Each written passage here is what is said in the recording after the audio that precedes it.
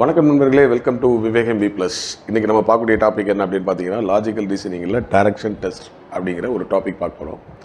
இந்த டாபிக் ரொம்ப இம்பார்ட்டண்ட் இல்லைன்னு சொல்ல முடியாது, அதே நேரத்தில் இம்பார்ட்டன்ட்னு சொல்ல முடியாது. ஆனால் அட்லீஸ்ட் ஒரு 2 மார்க்ஸ் வரும். ஸோ காம்படிட்டிவ் எக்ஸாம்ஸில் பொறுத்த வரைக்கும் அரை மார்க்காக இருந்தாலும் நமக்கு ரொம்ப ரொம்ப முக்கியம்.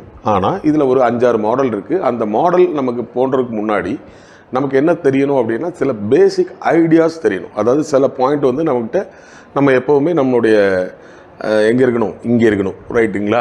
The points to be remembered அப்படிங்கிற மாதிரி. சரி, அந்த பேசிக் ஐடியாஸ் என்ன அப்படிங்கிறத நம்ம பார்ப்போம். ஸோ டைரக்ஷன் அப்படின்னு சொன்னால் நமக்கு பொதுவாக ஞாபகத்தில் இருக்கிறது என்ன அப்படின்னு பார்த்தீங்கன்னா, 4 விதமான டைரக்ஷன், ரைட்டுங்களா? என்ன சொல்லுவோம்? North, south, east, west.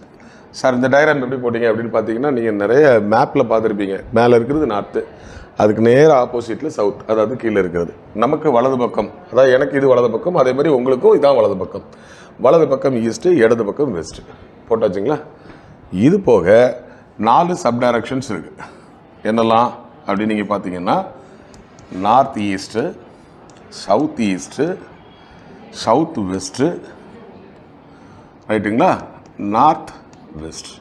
சரி, இதில் நீங்கள் கேட்கலாம், நார்த் ஈஸ்ட்னு போடுறதுக்கு போல் ஏன் சார் ஈஸ்ட் நார்த்துன்னு போடணும்? அப்படி போடக்கூடாது. ஏன்னா இந்த நார்த்தும் சவுத்தும் தான் நமக்கு பேரண்ட் டைரக்ஷன் சொல்லுவோம், ரைட்டுங்களா? அதனால் அதை முன்னிறுத்தி தான் மற்ற இன்னொன்று சொல்லணும். அதனால தான் நார்த் ஈஸ்ட்னு சொல்லிடுங்க, south east, south west and north west, ரைட்டுங்களா? இப்போது இது ஓகே. இப்போ நமக்கு ஒரு பேசிக் கான்செப்ட் கிடச்சிருச்சு. இதில் இருந்து எப்படி சம்மெல்லாம் நிறைய மாடல் கேட்குறாங்க, அதை நம்ம எப்படி சால்வ் பண்ணணும் அப்படின்னா, அதுக்கு சில கான்செப்ட் தெரியணும். என்ன கான்செப்ட் எப்படி தெரியணும் அப்படின்னா, இந்த ஒரு திசைக்கு ஆப்போசிட்டில் இருக்கக்கூடிய இன்னொரு டைரக்ஷன், அதுக்கும் இதுக்கும் என்ன அப்படின்னா கரெக்டாக 180 டிகிரி. இது ஒரு பாயிண்ட், ரைட்டுங்களா? ரெண்டாவது என்ன அப்படின்னா, இந்த 4 டைரக்ஷன் சொன்னோம் இல்லையா, sub direction, north east, south west, north west அப்படின்னு சொன்னோம் இல்லையா? அப்போது ஒரு மேஜர் டைரக்ஷனுக்கும் ஒரு சப் டைரக்ஷன்ஸ்க்கும் நடுவில் என்ன இருக்குது அப்படின்னு பார்த்தீங்கன்னா 45 டிகிரியும், ஒரு டைரக்ஷனுக்கும் ஒரு மேஜர் டைரக்ஷனுக்கும் இன்னொரு மேஜர் டைரக்ஷனுக்கும் உள்ள ஆங்கிள் என்ன அப்படின்னா 90 டிகிரி. கரெக்டுங்களா? கிளியர் ஆகிட்டுங்களா?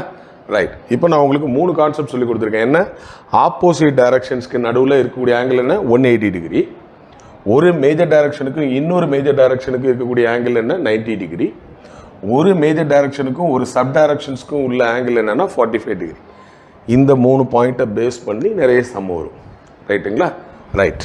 அடுத்தாப்புல என்ன நமக்கு தெரியணும் அப்படின்னு நீங்கள் பார்த்தீங்கன்னா, எந்த டைரக்ஷனுக்கு லெஃப்டில் இன்னொரு டைரக்ஷன் இருக்குது, ரைட்டில் என்ன டைரக்ஷன் இருக்குது அப்படின்னு. இப்போ இதில் ஒரு கன்ஃபியூஷன் வரும். நமக்கு லெஃப்ட்டு சார் இங்கேயா அப்படின்னு நிறைய கன்ஃபியூஷன் வரும் இல்லைங்களா? சிம்பிளாக நல்லா தெரிஞ்சுக்கோங்க. இதை நம்ம எப்படி ஞாபகம் வைக்கணும் அப்படின்னா, கிளாக் எப்படி சுற்றும்? இப்படி தானே சுற்றும், ரைட்டுங்களா? இதை தான் நம்ம என்ன சொல்கிறோம்? ரைட் அப்படின்னு சொல்லுவோம். ரைட், அதான் ரைட் ஹேண்ட், ஓகேங்களா? அதே மாதிரி கிளாக் வைஸ் ரொட்டேஷன் அப்படின்னு நம்ம சொல்லுவோம். அதே நேரத்தில் இங்கிட்டு நம்ம சுற்றினோம்னா அதுக்கு பேர் லெஃப்ட், இன்னொன்று ஆன்டி கிளாக் வைஸ் அப்படின்னு சொல்லுவோம். இவ்வளோ தாங்க மேட்ரு. இந்த மேட்ரை பேஸ் பண்ணி இதில் நிறைய ப்ராப்ளம்ஸ் கேட்கலாம். அதாவது ஒரு டிஸ்டன்ஸை கால்குலேட் பண்ண சொல்லலாம், இல்லை ஒரு ஆங்கிளை கால்குலேட் பண்ண சொல்லலாம், இல்லை ஒரு டைரக்ஷனை எந்த டைரக்ஷனில் இருக்காரு அப்படின்னு சொல்லலாம். ஃபார் எக்ஸாம்பிள் ஒரு சின்ன எக்ஸாம்பிள் சொல்கிறேன். இப்போ ஏங்கிற ஒரு நபர், ரைட்டுங்களா, ஒரு இடத்துல இருந்து கிளம்புறாரு அப்படின்னு சொல்கிறேன். இப்போ நீங்கள் ஒரு இடம் அப்படின்னு எந்த திசையும் கொடுக்கலன்னா இந்த பாயிண்ட்டை நான் வச்சுக்கணும். இதை தான் நம்ம என்ன சொல்லணும்னா ஆரிஜின் பாயிண்ட்டுன்னு சொல்லுவாங்க, இல்லைனா லோக்கஸ் பாயிண்ட்டுன்னு சொல்லுவாங்க, இல்லைனா கிராசிங் பாயிண்ட்னு சொல்லுவாங்க, இல்லைனா ஃபோக்கஸ் பாயிண்ட்டுன்னு சொல்லுவாங்க. அது எந்த இடத்துல தொடங்குறோமோ அதனால். சரி, இப்போ ஒரு நபர் என்ன செய்கிறாரு? ஒரு 4 கிலோமீட்டர் நடக்கிறார். இப்போ 4 கிலோமீட்டர் நடந்த பிறகு அதை பார்க்குறாரு, நீங்கள் போயிட்டுருக்க திசை நார்த்து அப்படின்னு சொல்கிறாங்க. இப்போ நார்த்தில் போய்கிட்டு இருக்கும்போது அவர் இதில் லெஃப்ட் ஹேண்ட் எடுக்கிறாரு அப்படின்னு சொல்கிறாங்க. லெஃப்ட் ஹேண்ட்னா நான் என்ன சொல்லியிருக்கேன்? ஆன்டி கிளாக் வைஸ்ன்னு சொல்லியிருக்கேன். அப்போ ஆன்டி கிளாக் வைஸ்ன்னு என்ன? இந்த பக்கம். இப்போ 3 கிலோமீட்டர் நடக்கிறாரு, ரைட்டுங்களா? இப்போ எந்த டைரக்ஷனை பேஸ் பண்ணி இருக்கிறாரு அப்படின்னு கேட்குறாங்க. நமக்கு ஏற்கனவே தெரிஞ்சது இந்த பக்கம் நார்த்து. அப்போ இந்த பக்கம் என்னவாக இருக்கும்? நார்த்துக்கு இந்த பக்கம் என்னவாக இருக்கும்? அப்போ இங்கே இது என்னது? நார்த்துக்கு left side anti clock wise. நார்த்துக்கு லெஃப்ட் சைடு ஆன்டி கிளாக் வைஸில் என்ன இருக்கும்? இது வெஸ்ட்டு. அப்போ இது நார்த்தாக இருந்தால் இது என்னவாக இருக்கும், சவுத்தாக இருக்கும். இது வெஸ்ட்டாக இருந்தால் இது என்னவாக இருக்கும், ஈஸ்டாக இருக்கும். இந்த மாதிரி ப்ரெசன்ஸ் ஆஃப் மைண்டை மட்டும் நம்ம கரெக்டாக நான் வச்சுக்கிட்டோன்னா போதும். இப்போ இதுவே இன்னும் என்ன கேட்கலாம், இவர் வந்து 4 கிலோமீட்டர் நார்த்து மறுபடியும் லெஃப்ட் ஹேண்ட் பண்ணி 3 கிலோமீட்டர் நடந்திருக்காரு. மொத்த கிலோமீட்டர் எவ்வளோ நடந்திருக்காருன்னா நீங்கள் ஈஸியாக சொல்லிடுவீங்க. 4 + 3 7 கிலோமீட்டர்னு சொல்லிடுவீங்க. இப்படிலாம் காம்படிட்டிவ் எக்ஸாம்ஸில் கேட்க மாட்டாங்க. இப்போ என்ன கேட்பா, இந்த ஆள் ஸ்டார்டிங் பாயிண்டில் இருந்து எங்கே நிற்கிறாரோ அந்த எண்டிங் பாயிண்ட்டுக்கு உள்ள ஷார்ட்டஸ்ட் டிஸ்டன்ஸ் அப்படின்னா இந்த 4 + 3ன்னு சொல்ல முடியாது. ஷார்ட்டஸ்ட் டிஸ்டன்ஸ்னால் இங்கே. இப்போ உங்களுக்கு ஒன்று ஞாபகம் வரணும், இது ஒரு ரைட் ஆங்கிள் ட்ரையாங்கிள். ஸோ இப்போ ரைட் ஆங்கிள் ட்ரையாங்கிளில் இப்படி 3 பக்கம் இருந்தால் இதில் ஏதாவது ஒரு பக்கத்தை கண்டுபிடிக்கணும்னா நமக்கு என்ன ஞாபகம் வரணும், பித்தகோரஸ் தியரம் அப்படின்னு ஞாபகம் வரணும். ரைட்டுங்களா? அப்போ அங்கே என்ன பண்ணுவோம், இதுதான் ஹைப்போட்டெனியஸ், மீதி இருக்கக்கூடிய 2 சைடு நமக்கு தெரியும். அப்போ இதுக்கான ஃபார்முலா என்ன அப்படின்னு நீங்கள் பார்த்தீங்கன்னா, இந்த 2ஐயும் ஸ்கொயர் பண்ணி ப்ளஸ் பண்ணோம்னா இதில் ப்ளஸ் பண்ணி ரூட் பண்ணணும். அதாவது எப்படி, 4² + 3² ஹோல் ரூட் அப்படின்னு போட்டோம்னா 16 + 9 ஹோல் ரூட் அப்படின்னு போட்டோம்னா 25 ரூட்டுன்னு வரும். அதை நம்ம என்ன செய்யலாம், 5. அப்போ இதனுடைய ஷார்ட்டஸ்ட் டிஸ்டன்ஸ் என்ன, 5 கிலோமீட்டர் அப்படின்னு வரும்.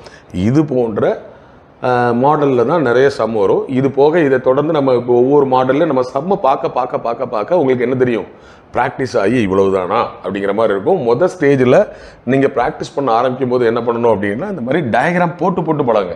ஆனால் காம்படிட்டிவ் எக்ஸாம்ஸுக்கு நம்ம அப்பியர் ஆகும்போது அங்கே டைமே நமக்கு கிடைக்காது.